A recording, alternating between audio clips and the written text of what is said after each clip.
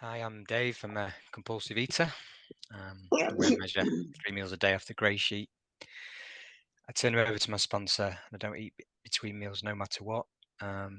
Abstinence is the number one priority in my life today. It keeps me a lot more sane and sober in my other fellowships as well.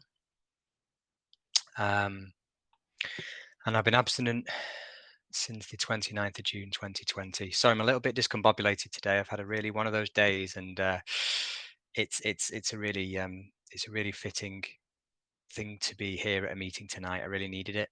I'm very, very grateful to be of service, and I'm very, very grateful to this program. What it was like, I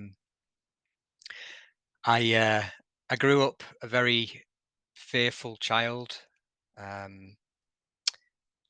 Never quite fit in, although I used my humour and so-called sharp wit to get on with people. I always had to work very, very hard at making friends. I remember being very young and actually putting on an accent so I could hang around with these people. So I grew up very, very very fearful and never quite fitting in. And what started out as collecting stamps, collecting coins, collecting keys, stickers, figures, Lego, progressed into eating compulsively. And I now know what happens when I put certain foods inside me, but I didn't know that at the age of, well, for most of my life. So yeah, a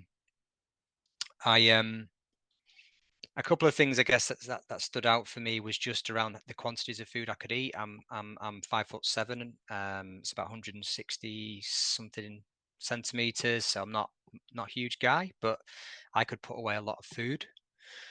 And I sort of prided myself on that at one point, and that insatiable itch never got scratched, basically. It really didn't, and I, uh, I definitely was a compulsive eater from the very start. Um, I Yeah, I've actually written down this was in I joined GreySheet in May 2020, and I got abstinent in June 2020. And this I'd like to read out a list um, of my symptoms, which I wrote before I got abstinent, just to share what it was actually like, because this is quite a real thing for me. So itchy feet, itchy hands, fingers and wrists, itchy shoulders, white spots on my thighs and knee, bloating, feeling sick, feeling heavy, feeling like no amount of food is enough, unattractive, unfit, clothes no longer fit, bags under my eyes, depressed, despair, suicidal thoughts, self-hatred, want to stop eating crap but absolutely impossible to do so by myself. The carb cravings have progressed greatly over the last few months. Eating my son's carbohydrates, stashing wrappers, so eating compulsively and putting wrappers at the bottom of the bin, even though it was just me in the house, hiding from who? Myself. Spending copious amounts of money on carbohydrates in particular. Never looking at any of the ingredients of any of the foods I was eating. Mood highs and lows, more lows. I found that once I'd started on carbohydrates, I was doomed for the rest of the day. I would just binge for the rest of the day. Impossible for me to have any form of carbohydrate and not have more. Breathing has become raspier and heavier. Back of my teeth are full of sugar stains, even though I've tried to brush them off. Low energy and motivation, hemorrhoids, and shooting pains occasionally in my back passage. And that's quite a startling thing to read, but it's also good for me to remember that's what it was like 4 and a bit years ago when I came into GreySheet. I've also got several other addictions which I'm working through, but I know we're here about the food today, or tonight. And I was unable to get sober in one of my other addictions, and I just could not stop. I could not stop, and I am very grateful that a friend who's now no longer in Grey Sheet, but she recommended Grey Sheet to me. She gave me a number, and I got hold of the guy straight away, and he said, "Let's start tomorrow. This is what you need to do."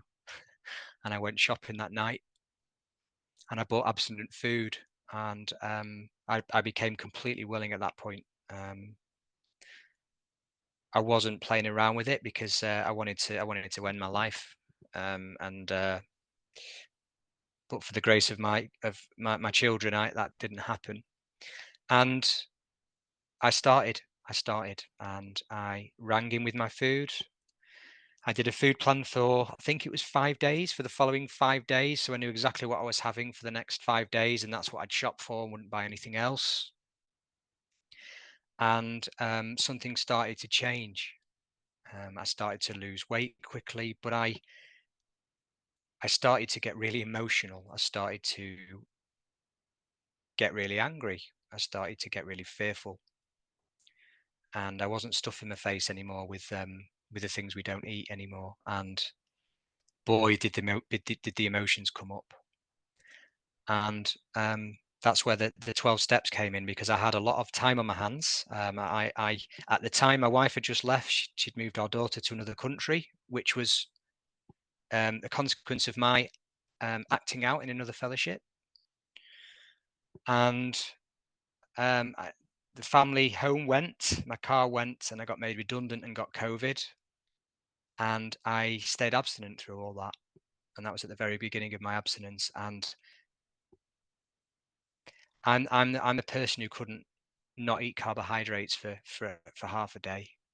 Something magical happened, but I became completely willing to do anything to get abstinent. I'll just tell me what I need to do, and I'll do it.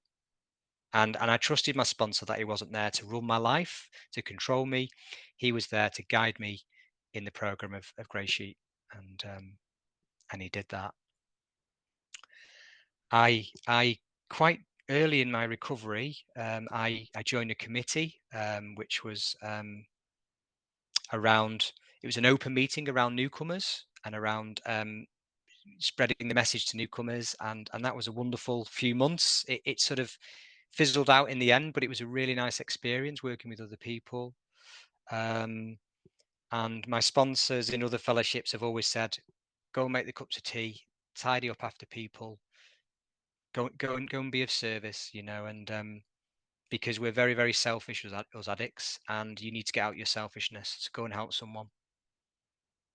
And I'm very grateful for that, because I'm extremely selfish. I'm extremely self-obsessed still, but it's less so, and I'm very, very grateful for that. A couple of things that have happened in the last year. There's been a number of no matter whats, but certainly having to leave my other home, and being dumped by my ex-girlfriend, and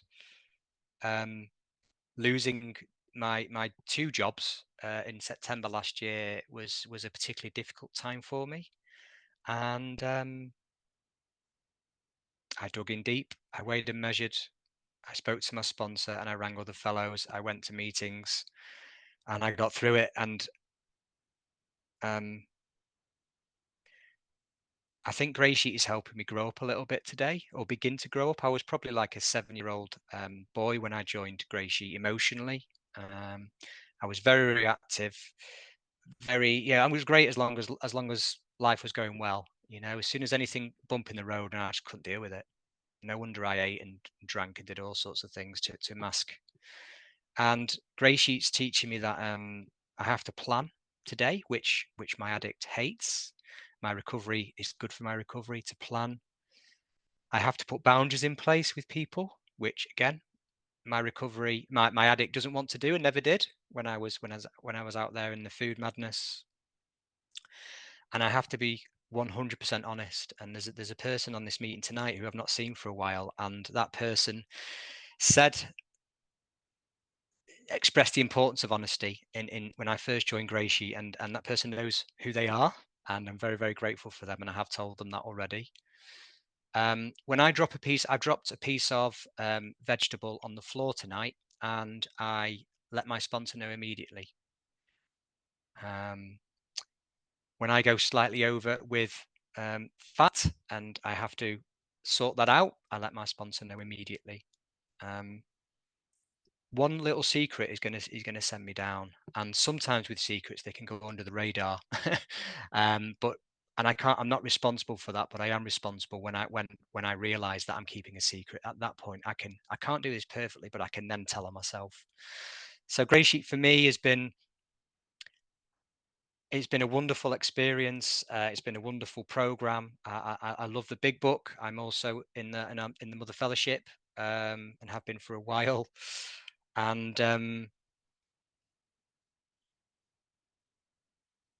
it's simple but not easy. Is that right? Yeah, it's a straightforward program, but it isn't easy. And I don't. For me, my sponsor is sort of. He says to me, "I want to get you all the way. You need to get all the way to recovery, Dave. Being sober is not going to be enough." And what he meant by that was, at some point in my life, something big is going to happen, and there has been a few of them, and I'm going to need some insurance against those things. And just not eating the foods that we no longer eat is not enough for me. My addict's too big. I need recovery. I don't want to be wound up every time someone's eating non-abstinent food. I don't want to be watching where I can walk in the supermarket every 10 seconds. I want to be free, but I need to be free within boundaries of GreySheet around what I can have. And working the steps several times, doing service in various ways, albeit mainly in England, because I'm based near Manchester. And also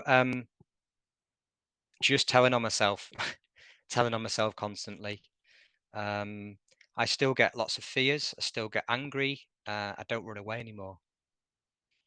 One of the promises we get to handle.